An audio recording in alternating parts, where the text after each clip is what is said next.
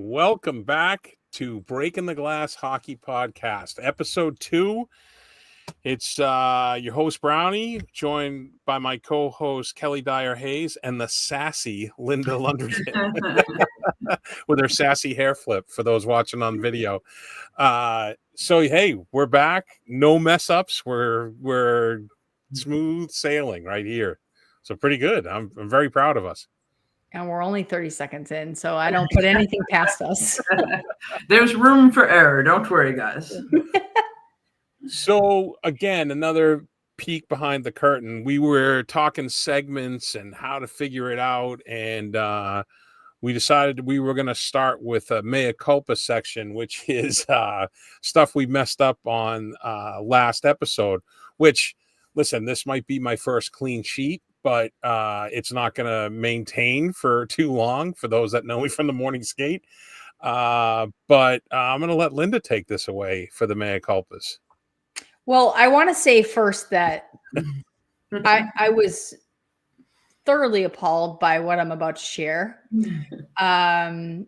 But I did have a lot of people reach out to me and said, hey, on Thursday, and said, I'm listening to the podcast. It's great. I'm really enjoying it.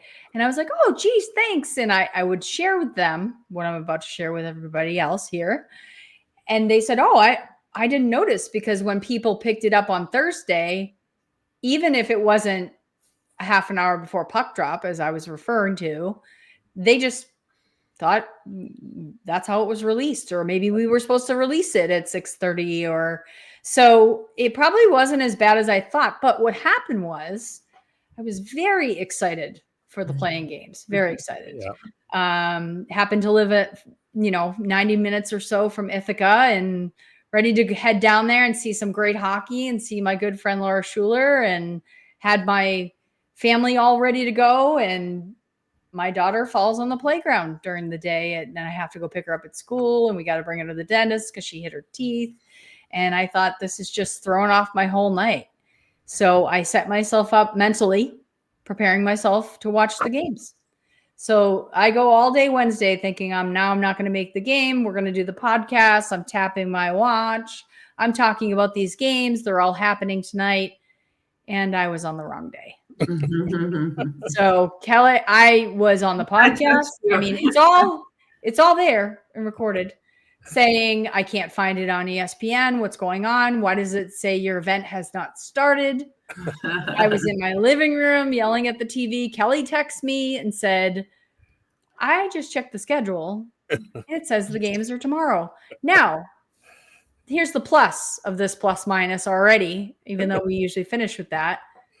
I didn't go to Ithaca for no reason, because I would have got in that car, not checked that date, and been on my way to Ithaca. So, well, another plus too, Linda, is it kind of released on game day, and you look like a hero. So I think it's a win. We released Wednesday night, but how do we know how many people really were gonna just be like sitting by their phone or whatnot, waiting for our release of our podcast, right? But kind of embarrassing. But I, learned to laugh at myself in that moment, and I was really ready to go. On Thursday night at 6:30, I was ready to go. I didn't go to Ithaca on Thursday because that day didn't work for me. But I did get to watch it on TV. And then I did get to go to Ithaca on Saturday and see that game versus Cornell. So UMD Cornell, which we'll talk about. I will say that you were so adamant that the games were that night that when we were done recording, I was questioning ESPN. I was like, and then I started telling my wife, I'm like, this just shows the inequities between men's and women's. The women's game, they have it wrong on ESPN. And she's like, are you sure? I'm like, Linda said. I just wanted to rile up the inner equity person in you. Yeah. I was doing the same thing. I was looking at the TV. I was like, leave it to ESPN to say it hasn't started. It's already at puck drop. I'm trying to refresh on my phone. I'm texting people who I know would be watching it, asking them if they have it. I have a love-hate relationship with ESPN anyways, because every time I try to go on my TV, even though I think I pay for the subscription like probably 4 times, I have it under different emails, under a Disney Plus account. Yeah, they've got me. And I get really mad when I go on the TV and it tells you to sign in. And you're like, oh my God, I just want to watch the game. So anyway, my bad. It's Totally all good. mom brain. It's a mom brain thing. It's just, that's the only way to explain it. I will say, I told you this, Linda. The only thing that would have made this better for me is if you had driven to Ithaca, just for the, just so that would have been a great story to start this podcast with. I would have driven to Ithaca. I know you would have. Had my daughter not fallen on the playground and caused like a whole dentist appointment at 4:30, I 100% would have driven to Ithaca on Wednesday. And I do appreciate. I'm early. And just, a lot of people don't really know yet how gently sarcastic Kelly Dyer Hayes can be, but she did text me on Thursday and reminded me about the game. She said, guess what? Today's the game. In the text. With a smiley emoji. Yeah, that softens it. Anyway, whatever. Well, it all worked out. But before we get to the NCAA, let's talk a little PW, as the kids call it. So this was the big thing for me. The standings are pretty much stagnant. They haven't really moved since last time we talked, although Boston and Toronto switched spots for second and third. But the league put out an announcement that they will be making it was an announcement about an announcement. They'll be making an announcement in the next 4 to 6 weeks about expansion. And then they also pushed the trade deadline back, which I thought was the more interesting piece, because I feel like that that's a little like runway for the GMs to kind of figure out what they want to do with their rosters, because I assume they're not going to build this whole team to the draft. It's going to be like the expansion in the NHL. They're going to be able to pluck players off each team. So I don't know, just kind of doing the math. They do that in the WNBA too, yeah, where they have an expansion draft and teams can decide who to protect.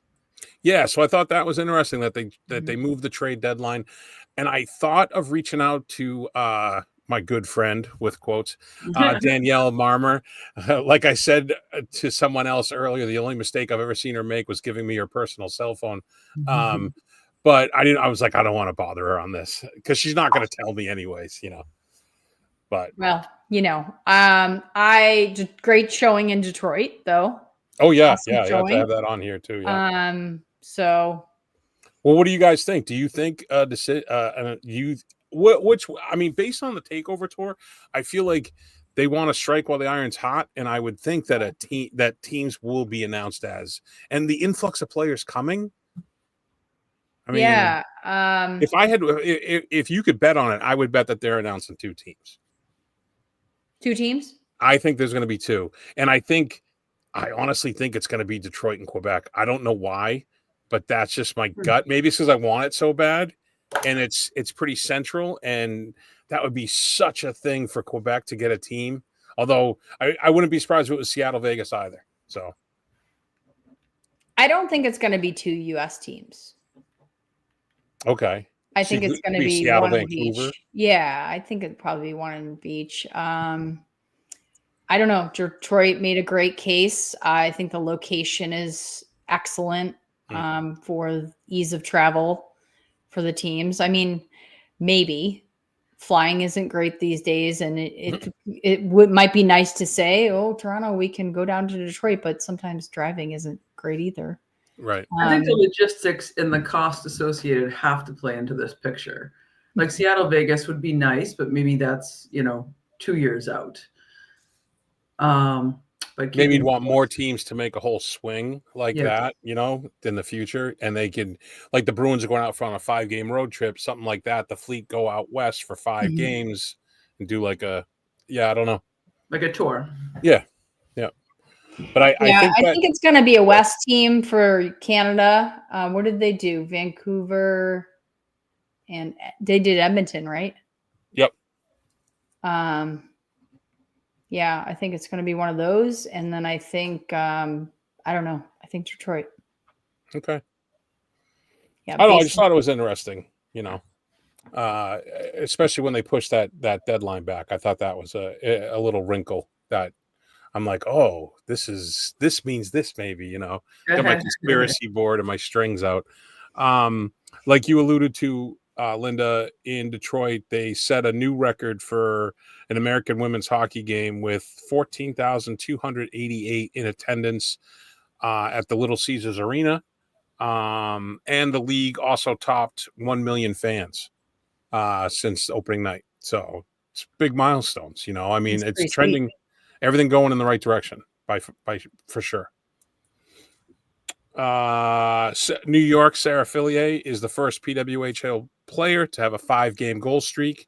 They're not playing tonight, so it's not on the line tonight, but they have a game, I think, tomorrow. Isn't that crazy with the amount of talent in this league that she's the first player to have a 5-game goal streak? Because I feel like Montreal, like they score goals like it's a box of Tic Tacs. I feel like they're just they're so offensive that, you just see even like, maybe if it's not even Poulin, maybe it's Stacy. It just shows you how spread out the contributions are across the rosters. Well, everybody's deep, offensively talented. Mm-hmm. And then, like we talked about before, everybody's got good goalies too. So everybody's at recess. And Kelly likes to call it when you're playing forward. It's like being at recess, right? Isn't that what you said? Yeah, she said forward's like playing at recess. Yeah. It's the freedom. Offense is fun. And then this last bit came in today. I just wanted to mention this because she's had a long journey. Boston activated Hadley Hartmetz off LTIR for a lower body. She'll make her pro debut tonight versus Montreal. She was a 2-time national champ with Ohio State, was drafted in the 7th round, 40th overall in 2024, and she's been rehabbing and tonight. So good on stick taps for her. I think that's great accomplishment. And it's one thing we all know, when you're going into the playoffs, you need defensive depth. So nice timing there. Yeah. I think a little shout out for Phillips too, now that she's going to be carrying the net for a while. So it's great to see her activated and playing. She's so cool. She's so cool. The pressure doesn't get to her. I had the occasion to interview her and talk with her a few times, and she's just like I bet you her pulse doesn't really. You know what I mean? She's cool as a cucumber. That one. Yeah, she really is. She played great this last go around for Team USA. Like it was awesome to watch her play. She was very smooth. And then the trade deadline for the PWHL, there was only one trade really. Montreal sent Anna Kachelbin, I think, to Toronto for Caitlin Willoughby, and that was a 1-for-1 trade. And then I know we all love Alina, but I really love Kelly Babstock and the way she plays. And the Boston Fleet just signed her, I think, like last week, right after we recorded. And she's by far like one of my dream guests to have on here. I just love the way she plays. She's like a electric current out there. Yeah, she's something. Yeah, she replaced Jade. No, well, okay. I don't. Yeah, Jade's a little. Yeah, Jade's a very good player, but Babstock's a whole different deal, man. She's always played that way. She's always been that way. I think it's part of her personality. Really, she's a Q-Pack player, Brownie. So you know. You call up your friend Cassie Turner, and I did. I talked to Cass all about her. Yeah, I think I said when Babstock went to Quinnipiac, basically Cass said that was really what put them on the map. Yeah, she said it was like a seismic shift, and it's crazy how like one player at that level can make that kind of impact. Well, I mean, just speaking from experience, Kendall Coyne. Yeah. I mean, the roots were coming together there. We had Schelling. When you build your team from the net out, that was certainly, keeping us afloat many, many times. But yeah, when you're building your program and you're building your team and you just get that name, that it's not even just about their talent, it's about what they bring to the culture, and then players follow them. Yep. Yeah, so the expectation to win becomes contagious. Yeah. And it's been going on for how many years now over at Northeastern, right? And Quinnipiac too. Yeah. Quinnipiac's been It's with any program. I mean, Yep. it's not specific. That was just my personal No, experience. no, I know. Obviously, Yep. such a great experience. You know, hard not to ever mention. But yeah, you really when you get the right players, and I mean the right player, like the whole person. Yeah, it's great when you get a ringer and other players want to come play with them, but they're not the right person for your program. But I think players like, like Cassie mentioned, when you get players like that and they stick around and they do the right things and they change the culture and everybody wants to follow them. And next thing you know, you're 4 years later and they've taught all the underclassmen and then the cycle starts. Yeah. It's crazy too. Like with the Northeastern class that's just leaving, like Jovetic and Irving. And it's like, I remember them like their first games and it just goes like that, just so fast. And it's crazy. It's 5 years for Jovetic. Well, and I watched a couple, well, I don't know if we want to get off topic. You want to go through some more scores first, but some No, NCAA, we I don't watched need to some we don't need the scores. Go NCAA ahead. press conferences that were talking about the seniors, right? When Jeff Campersall at Penn State was talking about his class, and he had his two players there that were finishing up, but I don't know if it was the goalie, but it was assistant captain. Her name escapes me now, but I thought he was going to cry. Yeah. Just saying, because she was in her 5th year there. And it's the same thing we're talking about. I'm going to look her up because I want to say her name on here and give her due. He said in this press conference, this was the class 5 years ago that took a chance on Penn State. And look at where we are now. We're not just at the NCAAs. We're expecting to win. Just because we didn't come up successful today, all the classes before that know that the expectation is only that. Not anything less. Linda, you just gave me goosebumps when you said this is the class, Yeah. It was such a compliment. And I mean, the kid was crying and, your career descended. There's so much to process when you're, when that final buzzer sounds and that's it for wearing the jersey, right? So, I mean, Kelly was probably celebrating national championship when the final buzzer sounded. So everybody wants to win the last game, right? Yeah. It's hard. Like I said in my write-up after Northeast got eliminated, like Carp makes fun of me because I'm like a big softie at the end of every year. They're leaving. And I'm ancillary, right? I'm Forrest Gumping my way through the press box, right? And I get emotional. Like, I've built somewhat of a relationship with these players and, I get to know them and it's hard to see them leave, Yeah. I'm so glad there's the pro league now that, we still get a chance to see them. The only other thing I wanted to mention about the pro games was that I thought it was kind of cool. I don't know if you guys saw this, that Manon Rayom read the starting lineup for the Sirens before they went out at Little Caesars. That was cool. Yeah. I just noticed that. I think they had some really good attendance. I don't know if it's more or less than the other locations, but they had some Olympic medalists from other sports in the house. Yeah, they did a good job with the PR on that location. It seems like a lot of people came out to check it out. Well, Minot has been everywhere lately, and she looks great, and she speaks beautifully. It's really remarkable. I was talking with Coach Aaron Witten Hamlin, just talking about the journey that the three of us had been on, and how Minot really, started it all, made it all possible, and how she's really held the torch and kept it going. She just did the LA Strong skate and helped the people from the fire, and no, she's really done a remarkable job. Yeah, she's so composed. I joke around all the time with Delaney. I'm like, you let me know when Coach Flint needs me to, read a lineup card or be behind the bench. Still hasn't happened yet, but someday.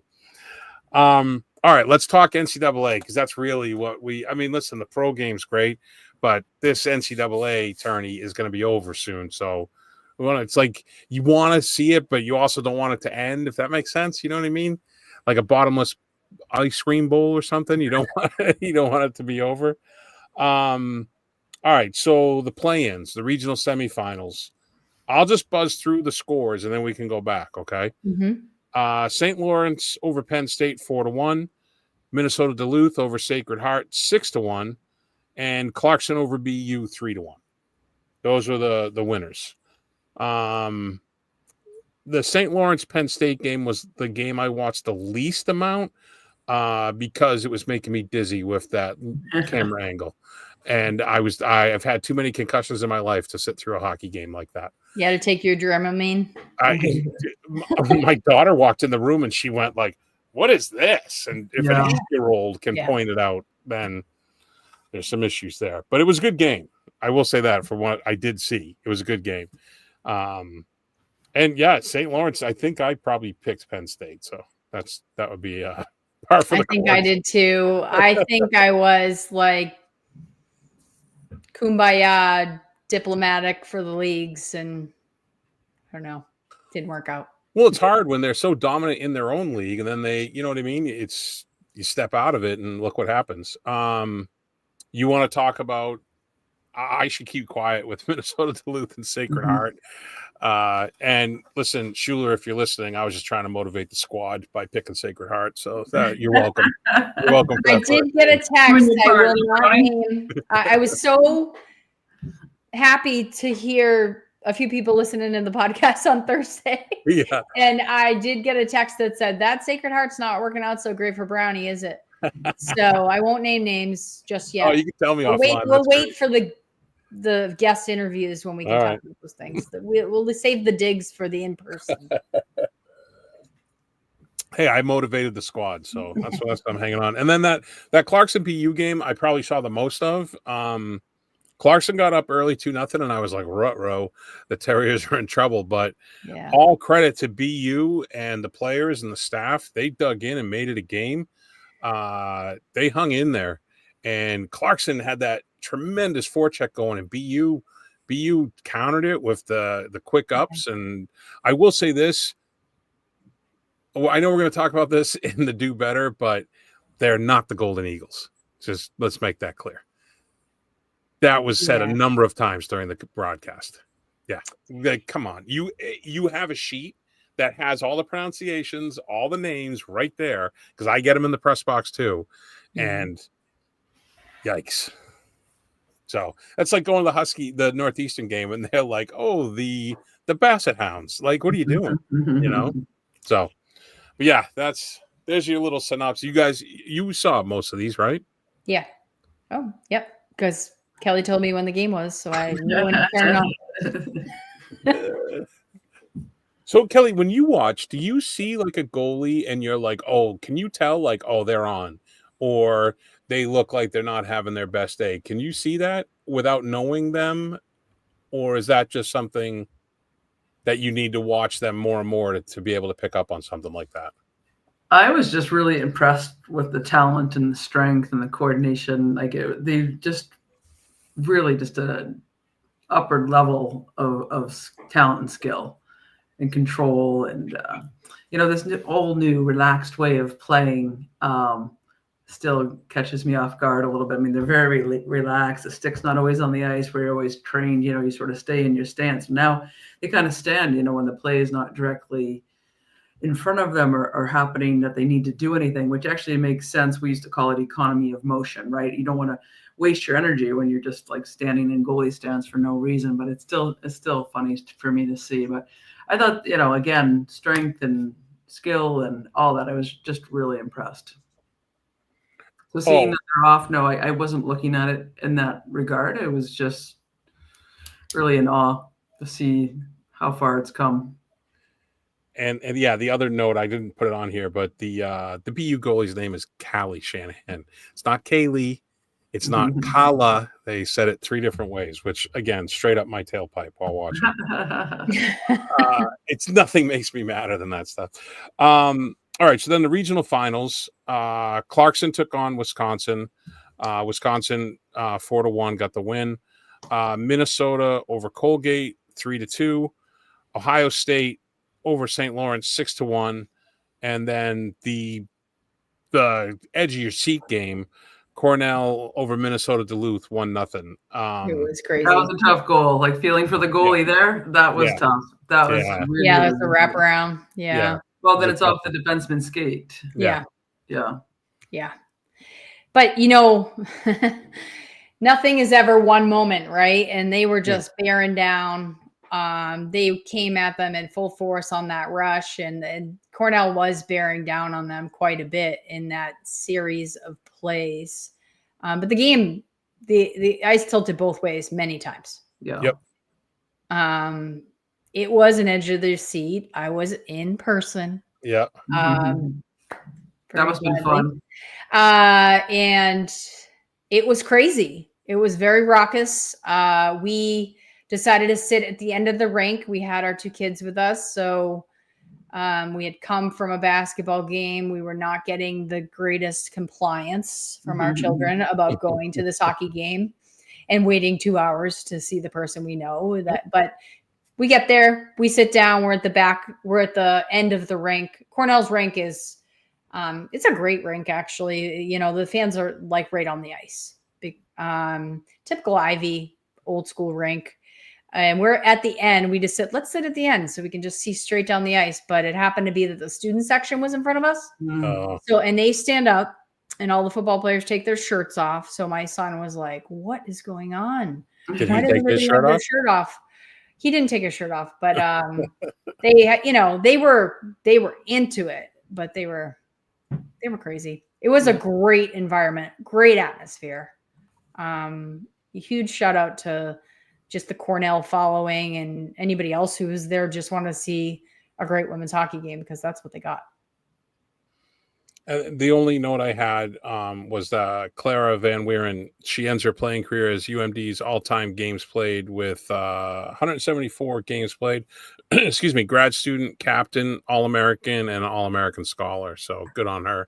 I'm sure there's others that this was their last. There's a lot of them that this was their last game, but she set that the games played mark. So that's why. Yeah, I mean, everybody was pretty deep. I mean, obviously, at the end of the game, you're seeing those names and those numbers come out quite a bit. They're stacking their first and second line, trying to get, especially Duluth. Duluth had a power play to end the game, basically, and then they pulled their goalie, and it was on. Yeah. I mean, I don't even know how they didn't score. I mean, I'm sure they're thinking the same thing. But we all know how they didn't score, though, Linda. Oh, right, because of the goalie. Right. Thank you. The Cornell goalie was awesome. She was great, but yeah, I kept finding myself, because I hadn't followed maybe even Duluth, but maybe even Cornell definitely, and I kept finding myself going on my phone and looking at the roster and be like, "Who is this kid?" Wow, they're good, but yeah, awesome game. Yeah, that was a great one. I mean, I had no dog in the fight since Sacred Heart got knocked out. So it was just a really entertaining game. And when they pulled their goalie, I was like, "This is it. We're going to overtime." I honestly, when they got the power play, I just, I looked at Nicole and I was like, "This is what they needed. Yeah. They're going to put one in. Like, this is just the script is being written." And my son, who's 8, was like, "If they go into overtime, I'm not staying. I don't want to stay." He's like, "I'm taking an Uber home." And I was like, "That's not even an option. Go get some more popcorn or something." Again, the other games quickly. Ohio State over St. Lawrence, again, virtually unwatchable, which we'll get to when we get to our do better. Sorry. Minnesota over Colgate was a really tight game. I thought that one, as I know the Cornell Minnesota Duluth game was very edge of your seat 1-0 game, but that Minnesota Colgate was just as tight with the 3-2. That's what I just listened to the press conference afterwards. I think it was Permarano. Am I saying her name right? What's Chloe, the defenseman? Yeah, I believe so. Sorry, yes. Apologies for saying that wrong. Murphy and then Brad Frost, and they talked about how it was a little scary at times, but there wasn't a lot of open ice. They were tough through the neutral. It was back and forth. It was a really entertaining game.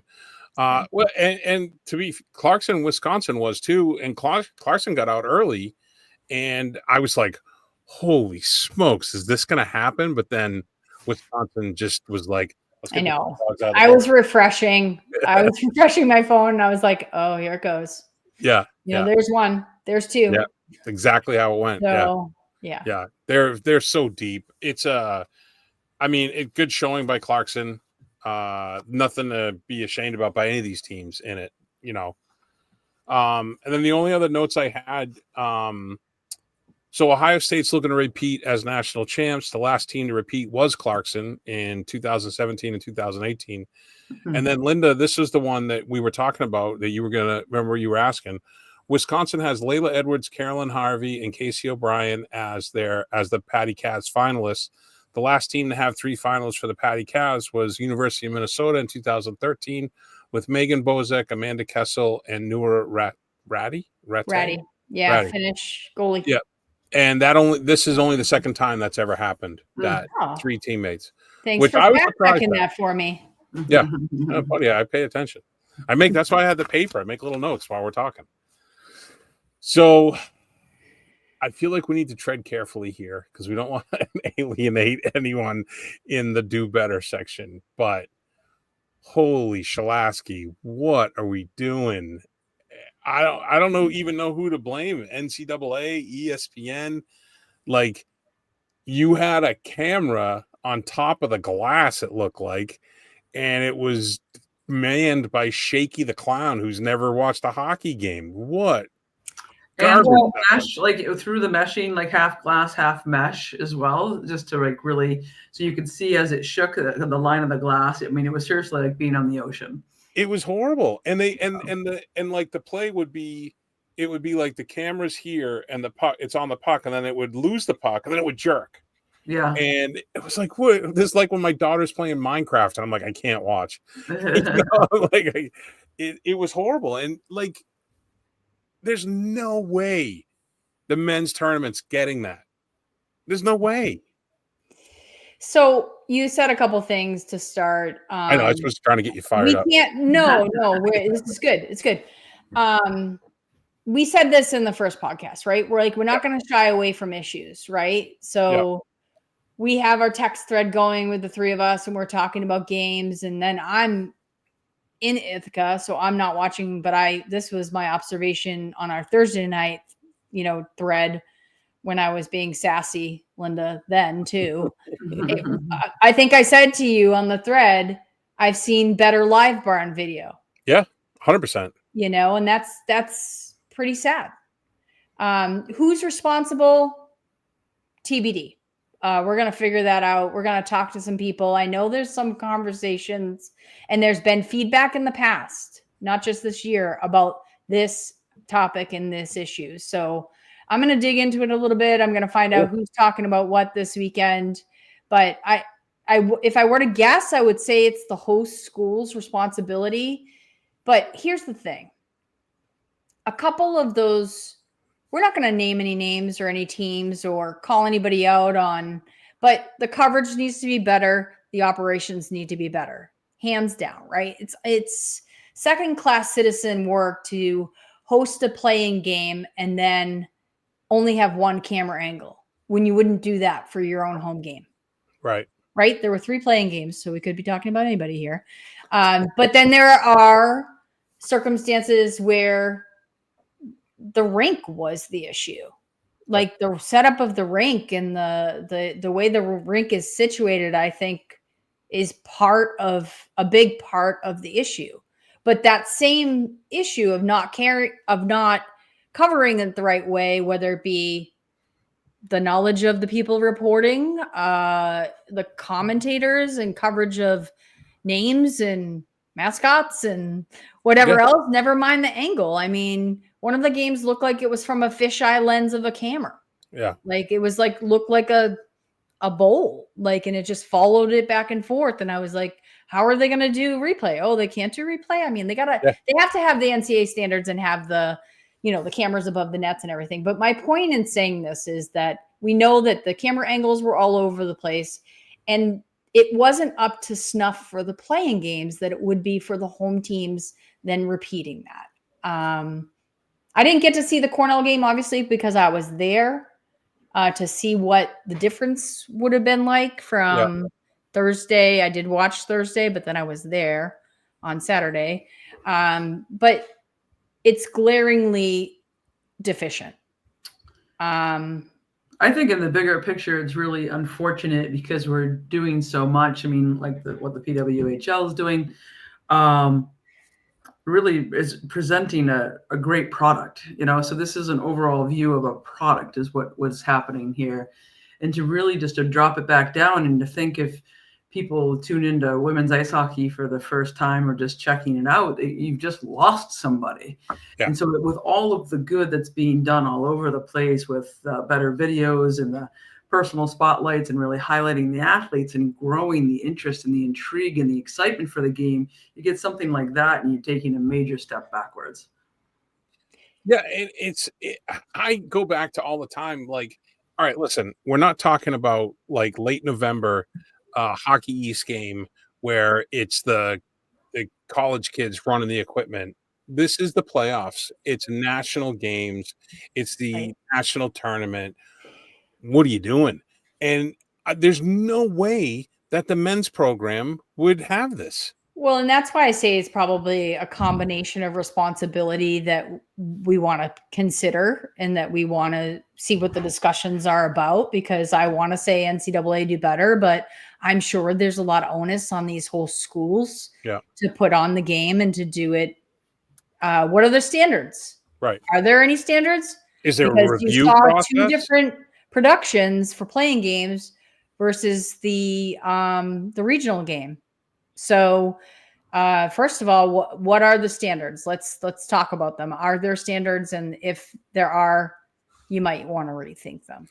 That's what I'm saying. Is there a review? Is there a board? Is there someone watching back the game film and seeing what they broadcast and going, holy smokes, this is not acceptable? Or is it someone who doesn't know hockey and be like, what, you can see the game? I mean, it's every hockey fan knows that camera angle and where it should be. And you can build a staging if you don't have the height. I mean, it's literally not rocket science. Yeah, Kelly, you said something important about the, just showcasing the game and having somebody tune in and what kind of impression does it make on them.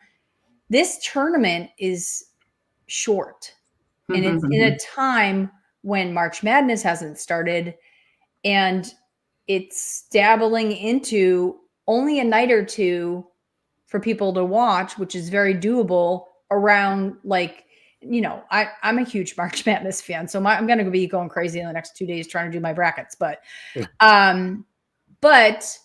you just in all the competing priorities of national championships and things going on, this does have a bit of its own stage before the craziness starts with men's tournament in hockey, as well as, just March Madness and how much attention that takes up. So it's sad because I looked at it and there's 3 playing games and they roll into 4 regional games.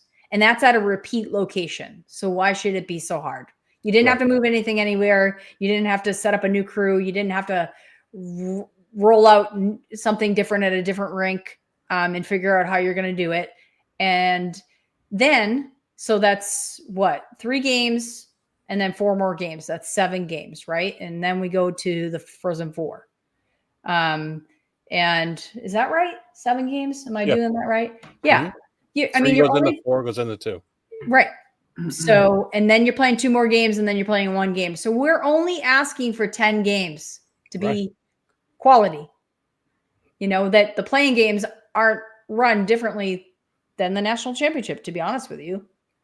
Better than my wife at the rink at 10 o'clock with an iPhone holding it over the glass. And I'll just get one. I know what probably I could go on forever, so I won't.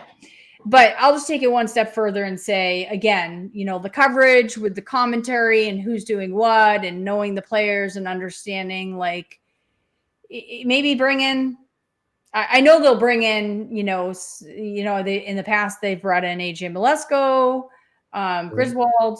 I should use her whole name now, but that's how I know her.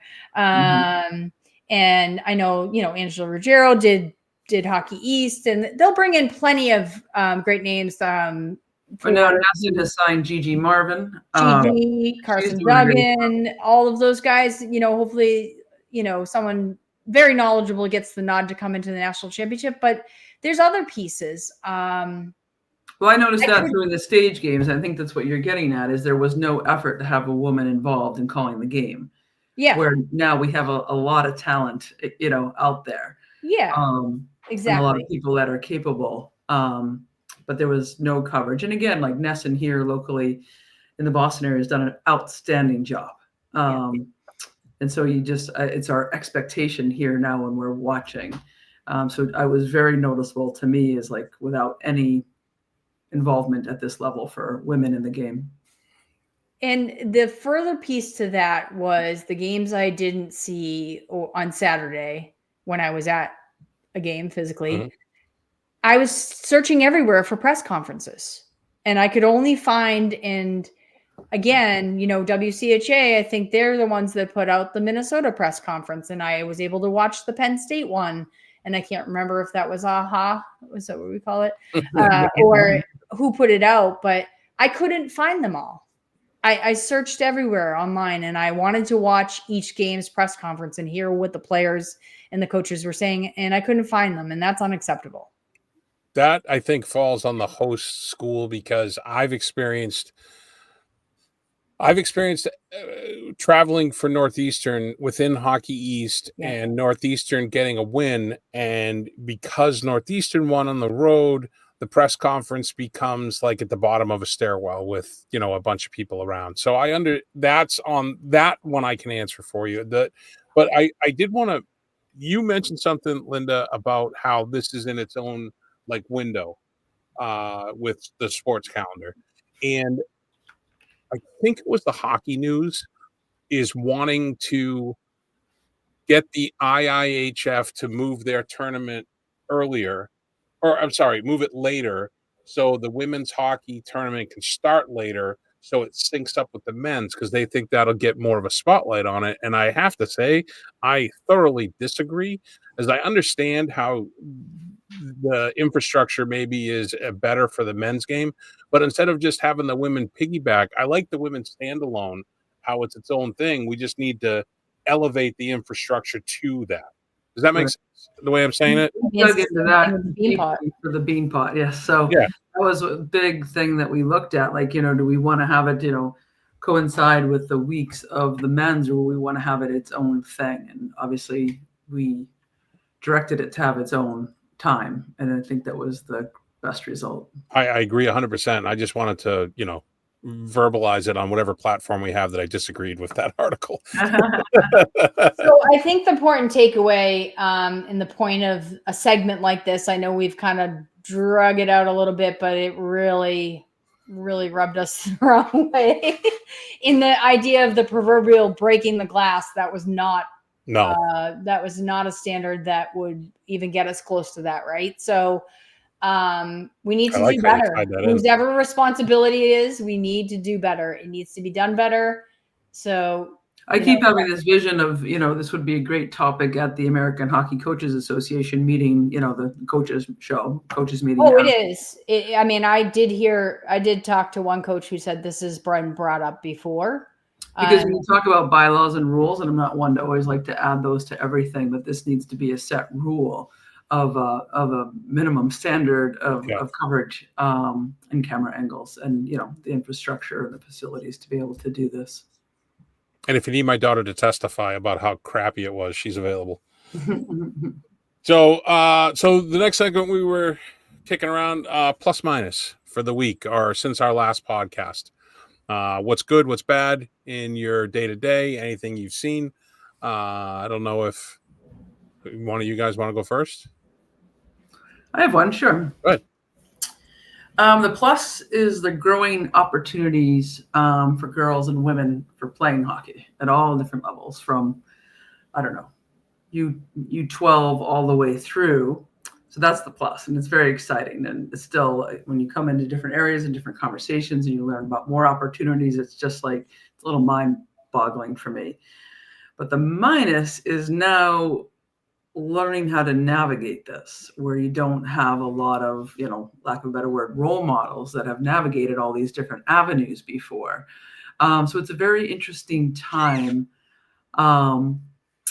just again, so that's it. It's exciting that there's so much new as your plus, and your minus is, trying to determine what's best, either as a parent for your athlete or as a kid for obtaining your goals. So this is we should name this infrastructure. This podcast. That's how I'm going to put that in. All right, Linda, go ahead. Oh, my plus is going to the game on the right day. Yeah. That's the bar is low here. I'm not going to have so good for me. Yeah. Overcame the mom brain, figured out when to get there, got there. Success. Minus. I don't know if I have a minus. You don't have to have a minus either. Yeah, I think the minus is the coverage. Yeah. Yeah, the minus is how I feel about the coverage because, I can still feel my heart going a little bit from our conversation. So I could hear Digit Murphy in my right ear going, "Go harder at this. This needs to be mandated." Yeah, you're manifesting 100%. the future again, maybe on this podcast, hopefully. We need 100%. her. Yeah, we need her. Yeah. So I'll agree with you on the minus there. And I also feel that it should be 12 teams instead of 11. Like, what are we doing? Yes. It's like you're going out of your way to make it hard, right? But my plus, and this is why I wanted to go last, because I didn't want to take this from one of you, but our friend, Mary Ciampa, finished an Ironman in Puerto Rico. So shout out to Mary. Holy smokes. And this was like a ridiculous one, right? Wasn't this ridiculous, like hard? It was a whole marathon.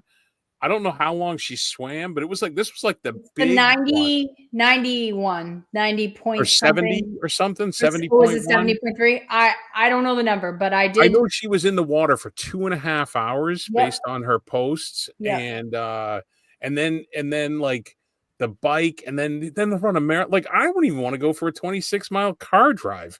So you know what I mean? Like, so that's my plus, because she deserves it. Holy smokes, Mary. I'm looking for my notes on the NCAA thing that you said, but yes, shout out to Mary Ciampa. Yeah. Ironman San Juan. Yeah, Puerto Rico. Yeah. Yep. And I was trying to follow her, do it like an athlete tracker. I was like, oh my God, she's already like halfway through everything, and I haven't even had a cup of coffee yet. It's amazing that her body can carry her through all this. It doesn't get any easier after we're, what do we say, 35? Yeah. But to be able to do that and, still, be a mom of 3 and have a job and a career and launching all these programs that she does so well, that's a lot. Yeah, she is like the Energizer Bunny, though. I will say that. The other thing that stood out to me was she made a post about her training. And when she got to the running part, I guess like her legs seized up and she was taking salt pills, because when she was training here, her water bottle was freezing during her run. Mm-hmm. And then she had to go to Puerto Rico, where very different. So that's got to be something that wouldn't even have entered into my mind. So good on her. That was something. Stick taps. Stick taps. And then we are stealing stuff from the morning skate. So I thought it'd be cool to do the dump and change, which is like pop culture and stuff. And I just had one thing. I didn't even put it on here. I don't know if you guys saw this, that Ted Lasso is coming back for a 4th season, and he's coaching a women's soccer team in the show. Oh, is that what it is? I saw the news, but I didn't see what it is. Cool. Yeah, that's the arc of the season. I don't know if it's going to be in England or here, but there's a whole bunch of the cast is coming back. And that show, talk about like the perfect timing for that show at the pandemic, and everyone was so miserable, and just such an upbeat, happy, like you hope, like that's what you hope pro sports should be. Unfortunately, we watched it twice. What's that? We finished the whole series and then we watched it again. Yeah, it was fantastic. Like if you meet someone who hasn't watched it, you're like, I'll watch it with you. Yeah. So that was what I had for there, and then we were going to end with another round of squad questions. All right, I'm going first. Go ahead. I like that. Take charge. Yep. What's your Frozen 4 prediction? Oh, geez. That's a big question. She's not playing. Speed lightning round, though, as Brownie calls it. So go with your gut.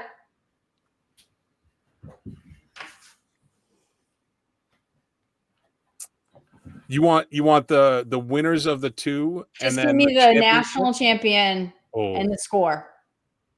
Who versus who in the final? I'm going to go Wisconsin versus Cornell, and Wisconsin 3-2. Okay, I like it. I was going to say Minnesota Cornell because I love the underdogs. Okay. I'll say Minnesota Cornell, and I'm going to say Mini with the win. I'm going to say like 5-3. A lot of scoring. Yeah, home ice. That's nice, right? Yeah. Be cool to win it on home ice. Yeah. I'm going to go Cornell Wisco too, I think. Oh, I'm on an island again. Yeah, that's okay, Brownie. You're thinking. You see the connection now, right? Yeah. Yeah. Wisco Cornell. I'm going to pick Wisco 4-2. This is why I don't gamble. That's like the Price is Right. I just upped it by 1 goal so I could beat you with I'm not you over. Can't go over if we're playing Price Right rules. All right. Well, mine is not really hockey. I'm going to say, all right. So start, bench, or cut. Okay. Instead of F, Marry, Kill. We're doing start, bench, or cut. We'll keep it clean. Waffles, pancakes, French toast. Waffles, pancakes, French toast. Start, French toast. Bench, pancakes, cut, waffles. Okay. Kelly? Waffles are a pain to make. Yeah, can I just pass on all of them? Wrong sport. She's cutting them all. She's vicious. Cuts them all. All right, Kelly, what's your question? Oh, My wait, question. you have to say yours, Brownie? Oh, I'll say start French toast, bench waffles, cut pancakes. All right. I like waffles. So that was your question? That was my question. Okay. That was really confusing. I'm just going with straight old sourdough. Don't confuse the issue. All right, my question. Ready? Ready. Starbucks versus Dunkin's. Oh, God. Starbucks all the way. Starbucks all the way. I'm a East Coast girl. Dunkin' was the original, but now that I can afford Starbucks all the way. So we've had this conversation. I've had this conversation before. I'm kind of a coffee snob where I only like it when I make it, really. Oh, yeah. I love coffee out. I make my own coffee at home. It's a local company to Framingham, which I'm blank. Hogan Brothers. Strange Brew is the one I drink. It's so good. And if I'm out and I need to get a coffee, I'll go for a honeydew over Starbucks and Dunks. But I will get a Dunkin's iced coffee. I drink hot coffee year round, but if I need coffee and there's nothing around, I'll get an iced coffee from Dunkin' Donuts. So you guys what we're saying is we're not getting a sponsorship from Dunkin'. No, I know. But we'll take Hogan Brothers Coffee out of Framingham. I wrote Hogan down, just so you know. Right. Jump on the sponsorship. I do like Dunkin's iced coffees. I said that. Yeah. So what about you, Kelly? I enjoy them both. I love coffee as well, but I do have to go with Dunkin' because of their sponsorship of women's sports and what they're doing to support women in sports. And for sure, actually, it was my daughter said, "Don't you think Starbucks should start to get into sponsoring female athletes and start with me?" And I'm like, "Yes, honey, they should." Good call. Get her on the phones. Oh, that was a good question. Yeah, coffee's one of those things that I'm one of those people that will make coffee in the morning. And I'll have it all day. Like I'll sip it all day. Mm-hmm. So, yeah. Shout out to Starbucks, Dunkin's, Hogan Brothers, and Honeydew. If anybody wants to sponsor us, I will try them all. How was that? Did I save it, Linda? Perfect. Nice job. Well, that's it. This is episode 2 in the books. We'll see you guys after the NCAAs. PWHL tonight, Montreal at Boston, and there's a whole slew of games. You'll see a graphic come out from us with your whole schedule. And as we sign off, I'm just going to tell Jada Gimla, have a great day tomorrow. Mm-hmm. Hope you have a great day. And I'm a great day to play. Bye for now. All right, we'll see you.